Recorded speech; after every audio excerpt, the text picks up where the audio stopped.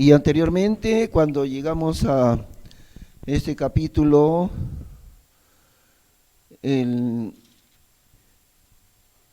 vimos cómo el Señor Jesús se humilló hasta lo sumo y fue exaltado por el Padre por esa misma razón de haberse hecho obediente hasta la muerte. Y así vimos en el capítulo anterior. Y ahora entonces estamos en el versículo 12. Filipenses 2, versículo 12, que nos dice así: por tanto, amados míos, como siempre habéis obedecido, no como en mi presencia solamente, mas aún mucho más ahora en mi ausencia, obrad vuestra propia salud con temor y temblor.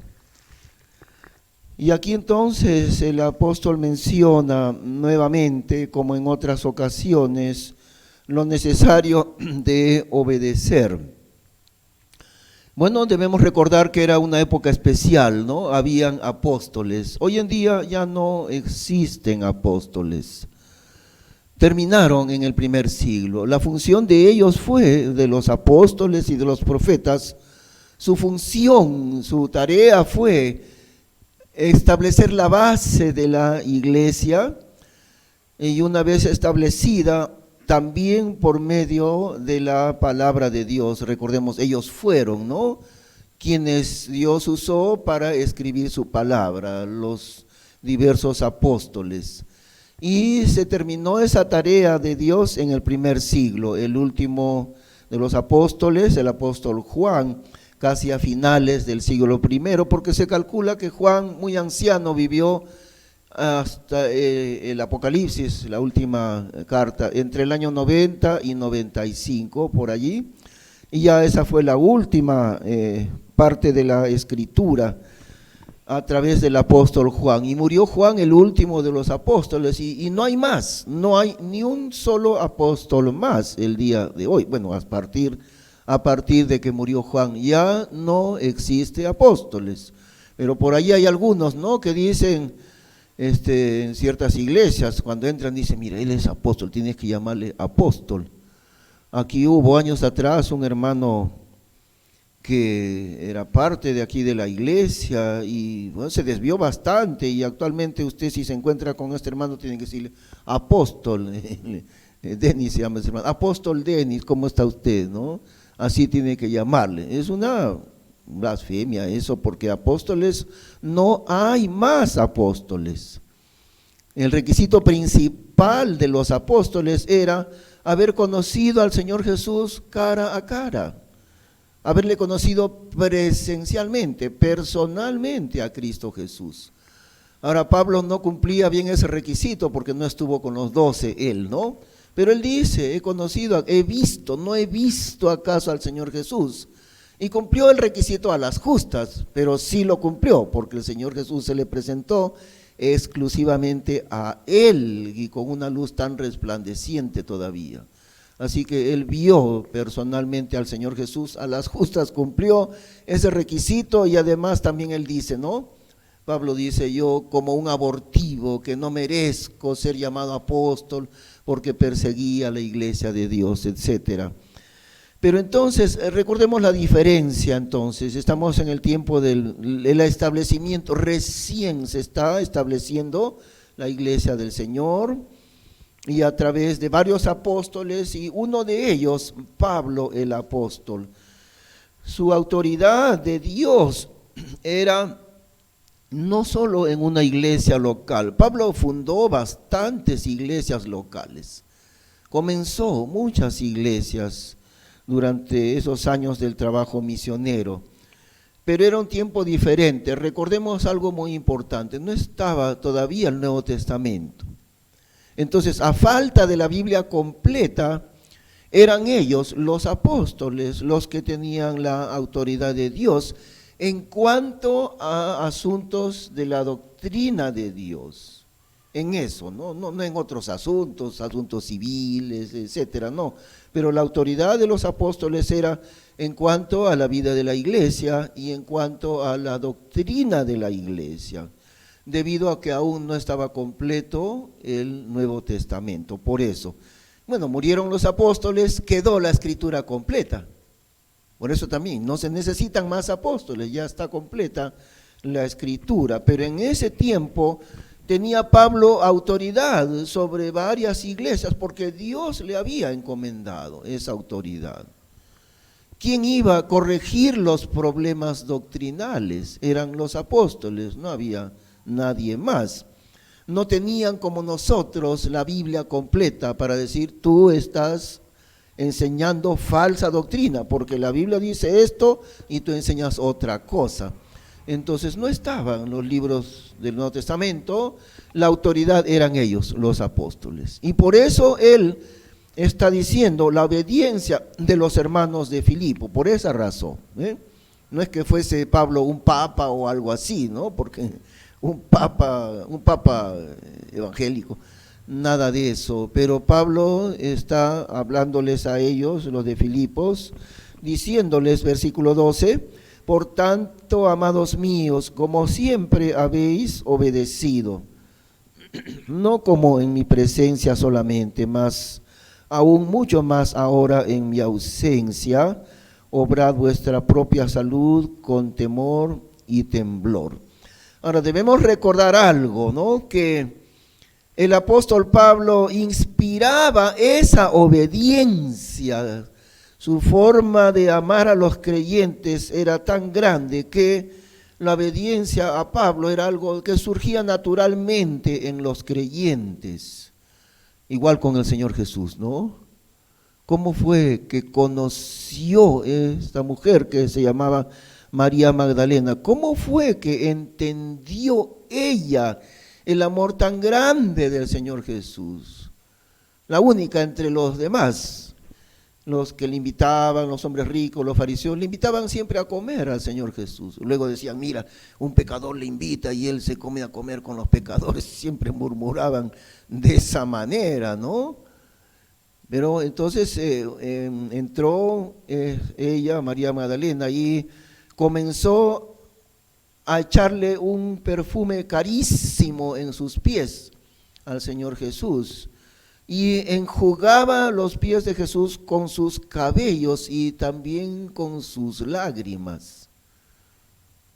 Qué manera tan grande y elocuente de decir, este es mi Salvador, cambió mi vida, me perdonó, me hizo libre de todo pecado. Yo amo a este mi Salvador. Llorando a los pies de Jesús y derramando un perfume sumamente caro, y la casa se llenó del olor del perfume.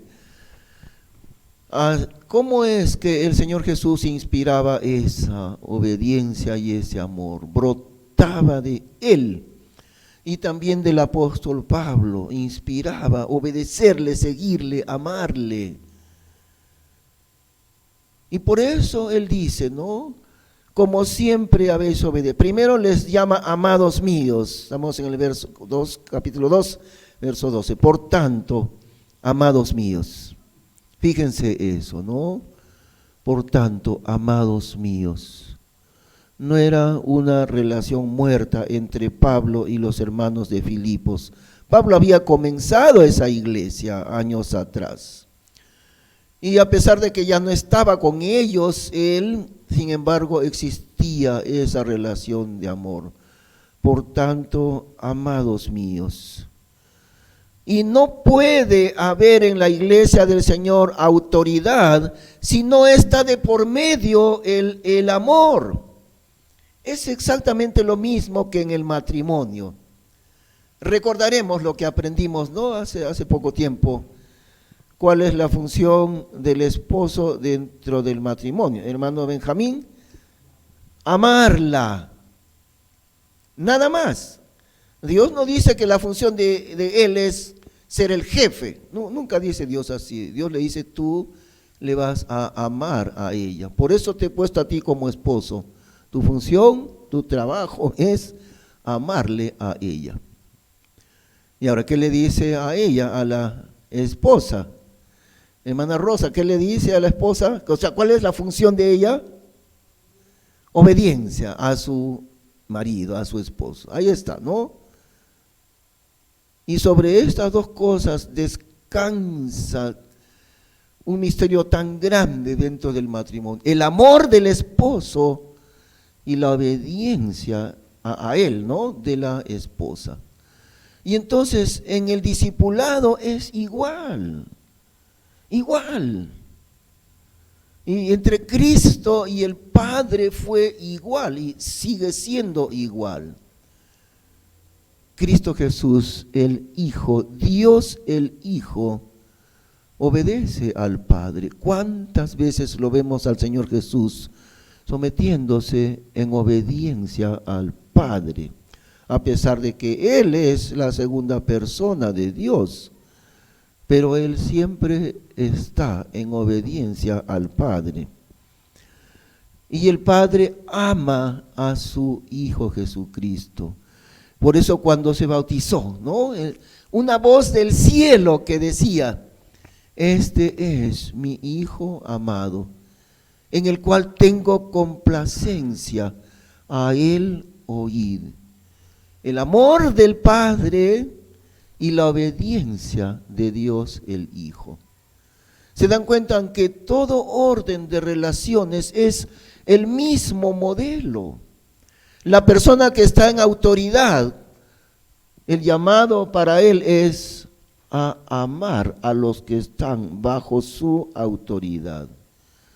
Y la persona que está siendo dirigida por alguien, claro, su respuesta al amor de aquel que le dirige, su respuesta es la obediencia.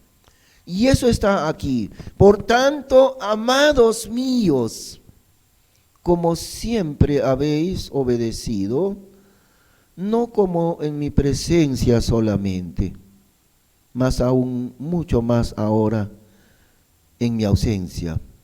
Y luego examinaremos la última parte, pero estas dos cosas se dan cuenta que es exactamente igual al matrimonio. El amor del que dirige y la obediencia del que es dirigido. Ahí está. Cuán sencillo es Dios en enseñarnos eso, ¿no? Dios siempre hace las cosas sencillas. El hombre complica las cosas, Dios hace las cosas sencillas y al mismo tiempo sumamente profundas en realidad. Sencillas y profundísimas. Y el hombre complica las cosas al no entender lo que es de Dios. En tanto lo amaban a Pablo, que ahí encontramos en el libro de Actos, que no lo buscamos ahorita, pero ustedes recuerdan, ¿no? En Actos capítulo 20 se despide de los ancianos de Éfeso y les dice: ustedes no verán más mi rostro, es decir, nunca más me volverán a ver. Y se despiden de él en la playa porque iba a tomar un barco para viajar y nunca más les iba a ver, así les dijo. ¿Qué hicieron estos? Eran líderes de Éfeso. Se echaron al cuello de Pablo llorando, besándole a Pablo, agarrados del cuello de Pablo, doliéndose por lo que les dijo, ¿no? Que no verían más su rostro. Ese es el amor que debe haber entre un maestro y sus discípulos. Ahora, a pesar de que alguien como Pablo inspiraba de por sí, igual que el Señor Jesús en los demás, esa actitud de obediencia por el amor que él tenía. Pero cuando chocaba Pablo con los que eran rebeldes a la palabra de Dios, ahí sí había un problema, igual también, otra vez, igual que con el Señor Jesús. ¿Cuánta gente amó al Señor Jesús, ¿no? Para obedecerle? Ahí está, ella, María Magdalena. Y no solo ella fue la que hizo eso, fue la primera que lo vio a Jesús resucitado.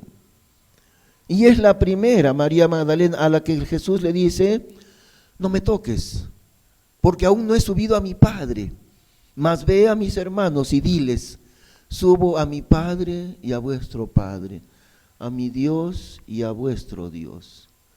En ese momento le dijo, no me toques, María, todavía debo ir a mi Padre. Y lo que entendemos es que él entró a la presencia del Padre al resucitar, pero esa misma noche volvió a estar con ellos, ¿no? Y ahí sí les dijo, tóquenme, en esa noche, tóquenme, incrédulos ustedes, vengan, toquen mi cuerpo, porque creen ustedes que soy un espíritu, entonces vengan y tóquenme. Pero tempranito a María le dijo, no me toques, pero fue la primera que vio al Señor resucitado. Qué interesante, ¿no? Entonces, cuando alguien no es obediente a la palabra de Dios, ahí viene el problema. Y eso sucede muchas veces dentro de la iglesia también. No puede haber de manera correcta otra relación entre el maestro y los discípulos, el pastor y los hermanos. No puede haber otra relación diferente que esta, y ahí está el modelo de Pablo. Ahora, en algunos casos, bueno, tal vez no es decir en algunos, sino en muchos casos, en las iglesias se ha llegado a cambiar esto, y la vida de la iglesia transcurre de manera bastante torcida, fíjense. Bueno, yo tuve la oportunidad de estar cuando tenía como 22 o 23 años, estuve por un tiempo en una iglesia en Lima, ahí donde mis padres habían sido miembros años atrás, y por razones de trabajo y otras razones ahí me quedé más en Lima que aquí. Entonces fui miembro de esta iglesia por algunos años, casi como 5 años, y allí, después de 5 años de estar ahí, y también de llegar a un cierto cargo directivo dentro de esa iglesia, no era mucho, pero tenía cierta responsabilidad allí. Llegué a conocer bien a fondo cómo era el gobierno de esta iglesia, y ahí comprendí cómo se cometen tan grandes errores en algunas congregaciones. Y como digo, tal vez no decir algunas, sino en muchas congregaciones.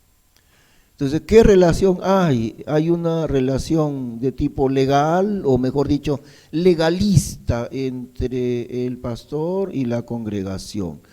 Entonces esas congregaciones sacan un montón de reglamentos, estatutos de la congregación de la iglesia. Algunas iglesias tienen un estatuto de la iglesia así bien grueso, ¿no? Como un libro casi. Por estos estatutos se gobierna nuestra iglesia, dicen, olvidando la suficiencia de la Biblia. La Biblia es suficiente para todo. No necesitamos grandes y largos estatutos. Bueno, nosotros aquí también tenemos un estatuto, sí, pero ¿saben cómo está hecho? Está hecho lo más mínimo posible para cumplir con las leyes del Estado.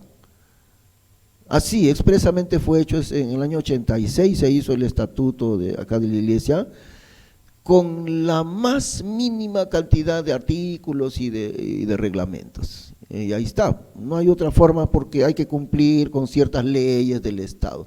Y eso es todo. Pero hace ya como 7 años por ahí, tuvimos en la reunión anual justamente que tenemos cada año allí, definimos como iglesia entera nuestra relación con el estatuto y la Biblia. Está en el libro de actas de nuestra iglesia, está escrito y está firmado por todos los hermanos.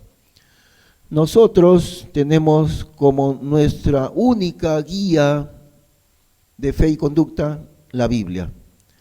Y tenemos el estatuto para cumplir con el Estado, con el gobierno. Pero si en algún momento hay una discrepancia entre el estatuto y la Biblia, nosotros seguimos a la Biblia y no al estatuto. Eso ha sido firmado por todos los hermanos que vinieron a aquella asamblea, si no recuerdo mal, en el año 2015, así fue.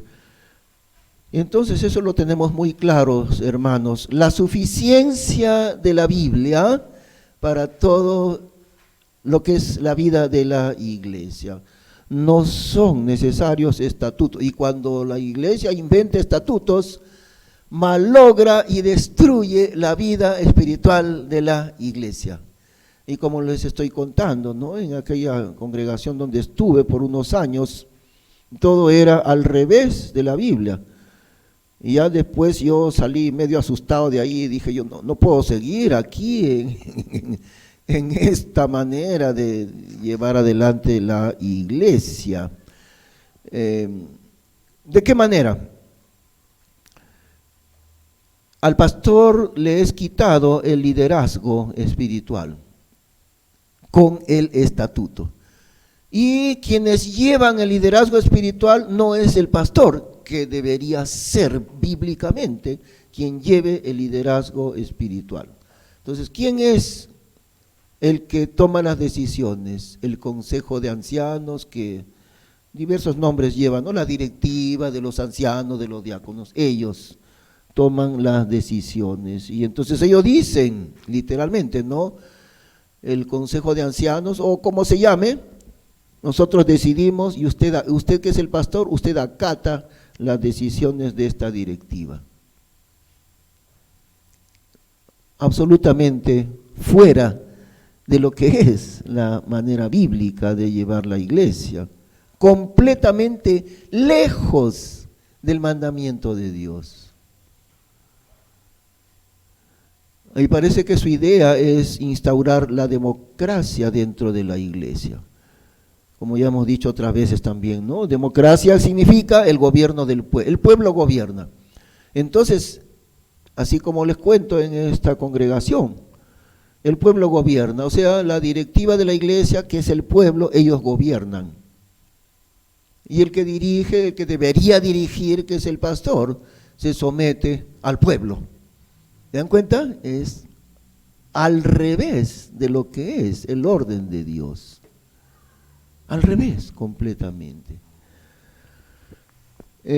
Pero gracias a Dios que en la Escritura lo encontramos. Encontramos un líder, en este caso el apóstol Pablo, ¿no?, lleno de amor por sus hermanos en Cristo. Y en otro momento él les dice, en Gálatas dice, hijitos míos, por quienes vuelvo a sufrir dolores de parto hasta que Cristo sea formado en vosotros. Y agrega, quisiera estar con ustedes en este momento. Hijitos míos, por quienes vuelvo a sufrir dolores de parto hasta que Cristo sea formado en vosotros. Esa es la clase de liderazgo que Dios quiere dentro de su iglesia. Pero no aquel liderazgo al revés, ¿no?, hecho por estatutos y tradiciones humanas y reglamentos y estatutos de la denominación. El pastor se somete a las directrices que le imparte el cuerpo de diáconos o el cuerpo de ancianos. Las decisiones son tomadas por el cuerpo de ancianos y el pastor se somete a las decisiones del cuerpo de diáconos de la iglesia. Bueno, nadie lo comprende, casi nadie lo comprende, pero ese es monstruoso, es al revés de lo que Dios ha hecho. El liderazgo descansa en el pastor y de ninguna manera es un liderazgo absoluto, por supuesto, no es un liderazgo absoluto, pero es un liderazgo que mientras el pastor esté sometido a Dios, entonces puede marchar bien la iglesia. Y si el pastor es, igual que el Señor Jesús, dependiente de Dios, todo el tiempo sometido a Dios, si el pastor está así, entonces va a marchar bien la iglesia. Y si el pastor se aparta de esa obediencia a Dios, ahí se va a destruir la iglesia, se va a destruir el pastor mismo y también la iglesia se va a destruir. Pero esa es la manera como Dios lo ha hecho, ¿no? Un líder colocado por Dios, así como Pablo. Y no solo Pablo, fijémonos en el caso de Moisés. 10 veces menciona Moisés este pueblo que ya 10 veces se han rebelado contra Dios, contra Jehová. Una y otra vez, incrédulos, habían visto con sus propios ojos los portentos increíbles, los milagros de Dios, pero su corazón seguía lleno de incredulidad. Y al quejarse decían, este Moisés que nos sacó de la tierra de Egipto, ¿para qué? ¿Para qué decían? ¿Recuerdan? Para matarnos en el desierto. Es una mentira, por supuesto, ¿no? Este Moisés que nos sacó de tierra de Egipto para matarnos en el desierto. Bueno, y contra Pablo también así, algunos eran contrarios a la palabra de Dios, y al ser contrarios a la palabra de Dios, eran contrarios a Pablo. Qué interesante, ¿no? El que es enemigo de Dios busca una persona humana que está de parte de Dios. Eso fue en Israel, el pueblo rebelde, enemigo de Dios. Nunca decían, Dios que nos sacaste, tú que nos sacaste de Egipto. No, nunca decían, Moisés que nos sacó. Y se iban contra un hombre, contra Moisés. Y el que es enemigo de la palabra de Dios, no va a decir tú Dios, va a decir, ese pastor, mira lo que hace, ese mentiroso pastor, mira cómo domina a los hermanos, mira, les engaña. Y son enemigos de la palabra de Dios, y entonces van a atacar al que lleva la palabra de Dios. Y Pablo no fue la excepción, porque Jesús tampoco, el Señor Jesús tampoco, ¿no? Terminaron por matarlo. Y por eso en el libro de Salmos, ¿se han dado cuenta, hermanos? En el libro de Salmos continuamente está ese clamor, porque el personaje central de Salmos es el Señor Jesús, el Mesías. Entonces continuamente está en el libro de Salmos. Líbrame de mis enemigos, Dios. Se han multiplicado mis enemigos más que los cabellos de mi cabeza. Ese es el clamor del libro de los Salmos. Y a veces dice, destrúyelos, oh Jehová, porque mis enemigos son, los enemigos de Dios son también mis enemigos. Y bueno, volvemos entonces aquí a capítulo 2, versículo 12. Por tanto, amados míos, como siempre habéis obedecido, aprenderemos a ser obedientes, necesitamos aprenderlo. El pastor o el maestro bíblico necesita aprender a amar a sus hermanos. Y los hermanos necesitan aprender a obedecer a su pastor, ¿no es así? Por tanto, amados míos, como siempre habéis obedecido, no como en mi presencia solamente, mas aún mucho más ahora, en mi ausencia, obrad vuestra propia salud con temor y temblor.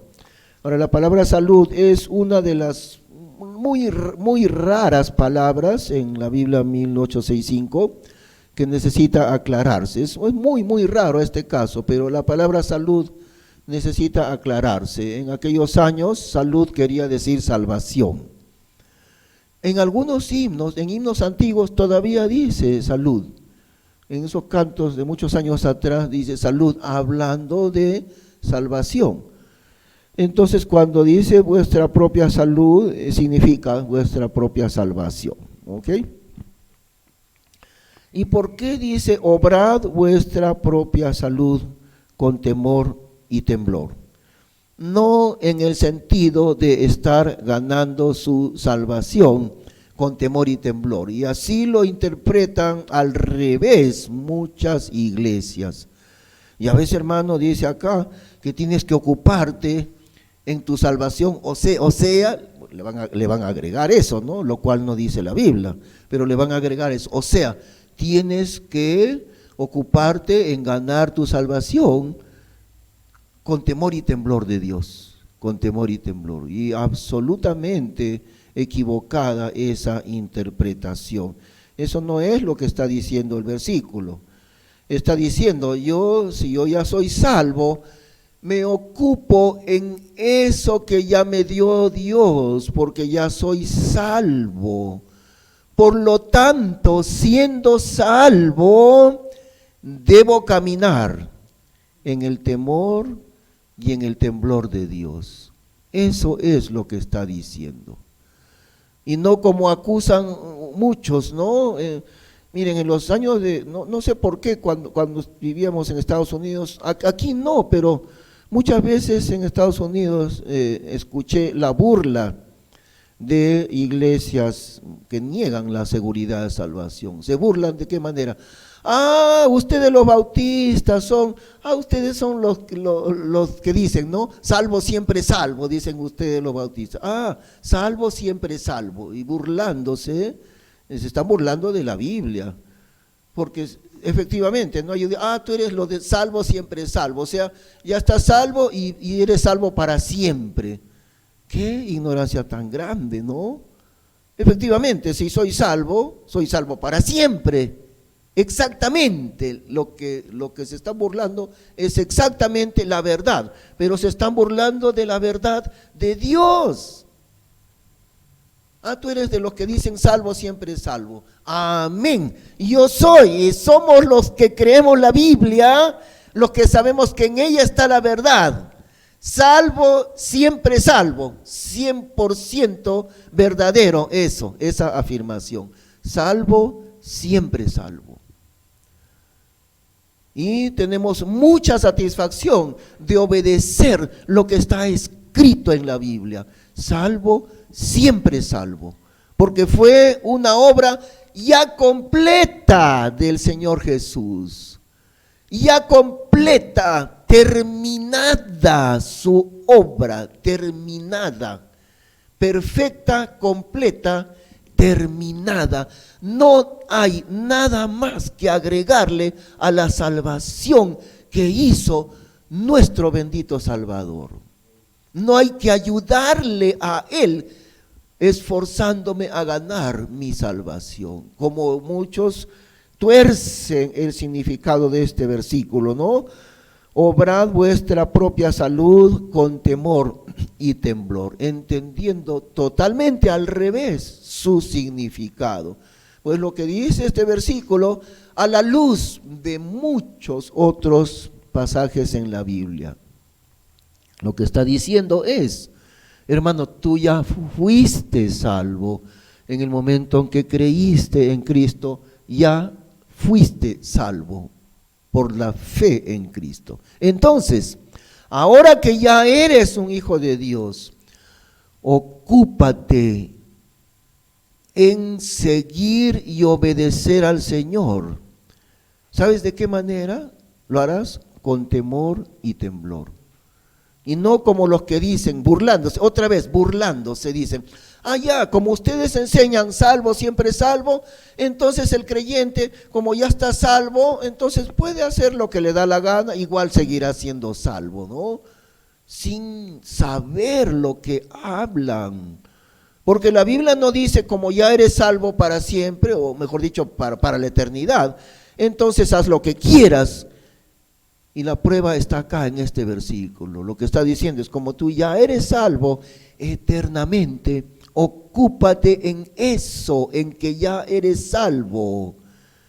Pero ocúpate en que ya eres salvo, ¿de qué manera? Con temor y temblor. Temor y temblor de Dios, por supuesto, ¿no? Pero ellos lo hacen al revés, lo dicen al revés. Tienes que tener temor y temblor, ¿sabes qué? Porque, bueno, ya tú eres hijo de Dios, pero puedes irte al infierno todavía, si te portas mal. A pesar de que eres hijo de Dios, te portas mal y te vas al infierno. Por eso dice este versículo que camines con el temor de ir al infierno y con el temblor de ir al infierno si te portas mal. Sí, hermano, Dios te dio la salvación, pero cuidado, puedes perder la salvación. Por eso dice la Biblia que obedezcas con temor y temblor. O sea, para que no pierdas tu salvación, tienes que estar todo el tiempo. Si me porto mal, me voy al infierno. Si me porto mal, me voy al infierno. Por eso es que tengo temor y temblor, o sea, no temor de Dios, sino temblor de ir al infierno. Por cuando me porte mal y Dios me quite mi salvación. ¡Qué tremenda equivocación! Al que tenemos temor y temblor es a Dios y nadie más. No a Satanás. No tenemos miedo de Satanás, porque Satanás no puede tocar a un hijo de Dios. El Señor Jesús dice, no temáis a los que matan el cuerpo y luego nada más pueden hacer, mas temed a aquel que después de haber quitado la vida puede echar en el infierno. Nuestro temor es a Dios y solamente a Él. Temor y temblor. Porque cuando Dios se presentó delante del pueblo de Israel en el monte Sinaí, el pueblo clamó, que no nos hable Dios, que no nos hable, no, vamos a morir si nos habla Dios. Se dieron cuenta, recién ahí se dieron cuenta, porque la presencia de Dios estaba con rayos y con tempestad y con fuego en la presencia suya en el monte. Israel clamó, que no nos hable Dios, háblanos tú, Moisés, pero que no nos hable Dios, porque vamos a perecer, vamos a morir. Eso clamaron, ¿no? Así que este temor y temblor de ninguna manera es el temor de perder la salvación, sino ¿qué cosa es? Es el temor de Dios mismo. Adelante, adelante, pasen, pasen. Muy bien. Adelante, tomen asiento. Muy bien, muy bien. Bienvenidos, bienvenidos. Entonces decíamos, estamos en Filipenses capítulo 2, versículo 12, y estamos examinando la última parte del versículo. Obrad vuestra propia salud con temor y temblor, es decir, caminar cada día en el temor de Dios, caminar en su obediencia. Yo conozco, bueno, desde en mi infancia conocí un poquito de lo que dice aquí la Biblia, temor y temblor. ¿Por qué? Resulta que mi padre nunca me castigó con una correa, la que me castigó con correa fue mi madre. Algunas veces, no tantas veces, pero algunas veces. Pero ese castigo de correa, aunque dolía mucho, pero yo no le tenía miedo, no. Yo tenía miedo de mi papá. Él me llamaba y me sentaba y dijo, ven, siéntate acá, vamos a conversar. Y la manera como él me hablaba, no me pegaba, me hablaba. Y yo tenía más miedo de lo que me hablaba mi padre que lo que me castigaba mi madre. Y eso formó en mí esa idea, ¿no? El temor de Dios, el temor y temblor de Dios. Es decir, en realidad no es el temor del castigo, fíjense. No es el temor del castigo que me dará Dios. Es el temor de Él, de Dios mismo, no de su castigo. Bueno, en algunos casos también interviene el castigo, pero eso ya es aparte, ¿no? Porque tengo dos opciones, obedezco al Señor y si no lo hago, la otra cosa que me espera es el castigo de Dios. ¿Y qué dice la Biblia? Horrenda cosa es caer en manos del Dios vivo. Entonces tengo dos cosas, obedezco al Señor y todo estará bien en mi vida. Pero las palabras temor y temblor aquí, una vez más, para entenderlo, no es el temor del castigo, es el temor de Él mismo, de su persona. Por eso a mí no me daba ningún miedo con los correazos de mi mamá, me daba miedo las palabras de mi papá. Y nunca lo he olvidado, ¿no? Sus palabras, las que me hablaba mi padre, eran más fuertes que cualquier correa que alguien me diera. aprendí lo que es en ese sentido el temor de Dios, porque todo se proyecta hacia Dios, ¿no? El padre en la familia es una figura de la persona de Dios, es un reflejo de la persona de Dios. El que aprende a obedecer a su padre, a su madre, automáticamente también puede aprender a obedecer a Dios, porque es igual, es igual. ¿Y qué dice la Biblia? Honra a tu padre y a tu madre. Y entonces el que sabe honrar a sus padres sabrá también obedecer a Dios. Pero estamos en el tiempo de la desobediencia, ¿no? Yo siempre lo digo, estamos en el tiempo no de la obediencia, estamos en el tiempo de la antiautoridad, estamos en el tiempo de la rebeldía. Y eso no es raro, porque estamos así de cerca de la manifestación del anticristo. El Señor Jesús usó las palabras a las puertas.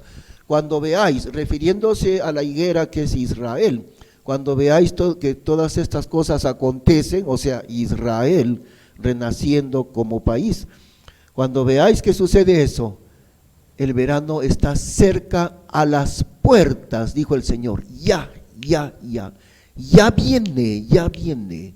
Como están en los últimos minutos, se terminó los 90 minutos del partido, ¿no?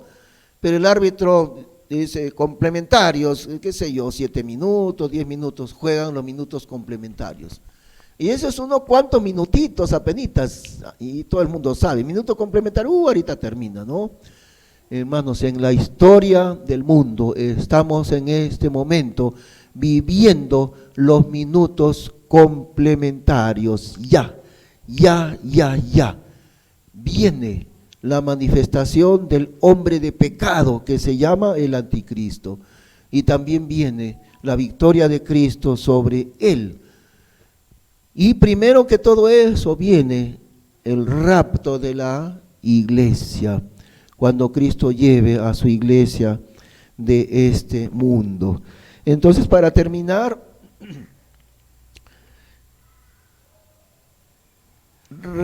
repasamos de nuevo el versículo 12, Filipenses 2:12. Por tanto, amados míos, como siempre habéis obedecido, no como en mi presencia solamente, mas aún mucho más ahora en mi ausencia, obrad vuestra propia salud con temor y temblor, lo cual no significa ganar nuestra salvación, sino al revés, ¿no? Esto es un resultado de la salvación, andar en el temor de Dios, andar en temblor de Dios. Miren esas dos palabras, no solamente el temor de Dios, el temblor de Dios.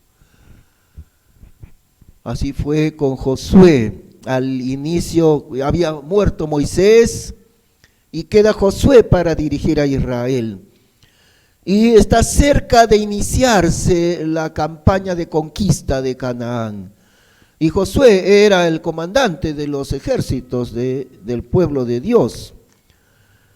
Pero entonces aparece en el campo un varón, dice ahí la Biblia, con una espada desenvainada en su mano. Fíjense eso, ¿no? No estaba ahí en descanso la espada, un varón con la espada desenvainada en su mano. Y recordemos que la espada es la Biblia. Y se acerca Josué y le dice a él, no sabiendo quién era, ¿eres de los nuestros o de nuestros enemigos?, le pregunta Josué, porque tenía una presencia militar con la espada. Y Josué, intrigado, le pregunta, ¿de quién eres? ¿De nuestros enemigos o eres de Israel? Y le contesta el Señor Jesús, porque el Señor Jesús era ahí el que estaba. Y él le dice, no, mas como príncipe del ejército de Jehová he venido. No soy ni de los enemigos. Tu pregunta no es esa. Lo importante, lo que tienes que preguntar, Josué, no es de qué bandos pertenezco yo. La pregunta es, ¿con quién estás tú, Josué? No me preguntes a quién defiendo yo, a Israel o a los enemigos. Esa no es la pregunta correcta, Josué. La pregunta es, tú, Josué, ¿de quién eres? ¿De Dios o de los enemigos de Dios? Esa es la pregunta verdadera que tú tienes que hacer. Bueno, esas palabras no están ahí escritas. Yo estoy diciendo que esa debería ser la pregunta correcta. Ahora, inmediatamente que Josué escuchó esas palabras, ¿no? Se arrodilló, se postró con su rostro en tierra delante de este varón, que era, como digo, el Señor Jesús. Se postró en tierra y le dijo, ¿qué dice mi Señor a su siervo? Es decir, va a empezar la campaña de conquista en Canaán. Y él es el comandante supremo de Israel. Pero aparece el Señor Jesús como el comandante de Josué. Y él no lo sabía. Y el Señor le dice, como príncipe del ejército de Jehová he venido ahora. Inmediatamente, no hace el saludo militar. ¿Qué hace? Se postra en tierra completamente, lo cual significa adoración, porque a un jefe militar no se le adora, se le saluda, y si cuanto más alto, los soldados se mueren de miedo, viene el coronel, ¡faz! Y se quedan así, porque así es el principio de autoridad militar.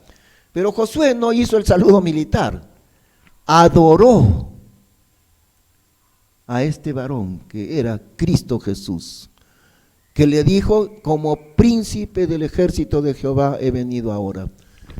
Instantáneamente le adoró, no hizo saludo militar, sino se postró en tierra delante de él adorándole. Y le dice, ¿qué dice mi Señor a su siervo? O sea, a él, reconociendo que era su jefe, y no solo su jefe, era su Dios, por eso se postró en tierra. ¿Dónde ha visto un soldado adorando al jefe, no? ¿Dónde han visto a un soldado adorando al sargento? No, basta con el saludo militar, ya está. Ningún jefe militar pide que le adoren, pero ahí sí. Y Josué comprendió, le adoró y le dice, le pregunta, ¿qué dice mi Señor a su siervo? Y el Señor le responde, quita el calzado de tus pies, porque el lugar en donde estás es tierra santa, nada más. Y nunca más el Señor Jesús aparece delante del jefe supremo que era Josué. Suficiente con una vez, ¿no es cierto? ¿Cómo estaba obrando Josué delante del Señor Jesús? Con temor y temblor, con temor y temblor, adorándole en ese momento, ¿no? Vamos a terminar en oración. Te damos las gracias, Señor Padre Celestial, por todo lo que está escrito en tu palabra, Padre Santo. Gracias porque nos haces entender y crecer espiritualmente por medio de ella. Gracias por cada uno de nuestros hermanos y hermanas en Cristo, que en este día han estado, Señor, buscando tu presencia, buscando adorarte, glorificarte y servirte también. Nosotros también te glorificamos y te santificamos, igual que lo hizo Josué antes de la batalla de Israel.